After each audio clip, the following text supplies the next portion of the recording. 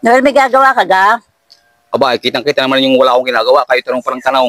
Pagkakapila sa pambuga, Hindi, wala man niya akong ginagawa. Ba't ka kayo tanong parang tanong? Iba't ka.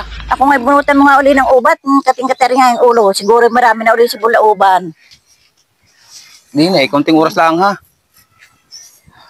Ako, pagkakadami yung ang uban. Ay nga pala inay. Pag ako'y garing nag-iisa, ako'y isip na lang isip. Minsan inaisip ko, parang gusto kong magtayo ng negosyo kahit maliit lang. Ano namang negosyo? Kahit anong negosyo, basta maliit lamang. Ang importante meron tayong kita araw-araw. Saan ka naman kukuha ng puhunan? Ala, hindi mo mahalagang puhunan. Pag maliit lang ang negosyo, hindi maliit din lang ang puhunan. Ang importante, meron tayong kita araw-araw.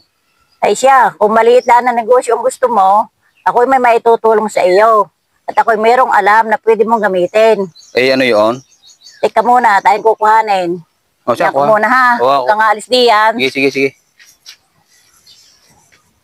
2,000 years later.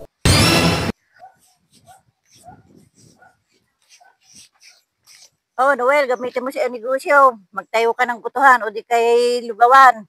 O, ano ba, are? Di kay kaldero. Pagkakalita kalirong, are. Sino makakabot ang laman, are? Oo, di kay gusto mo maliit na negosyo. Di tama-tama lamang yan.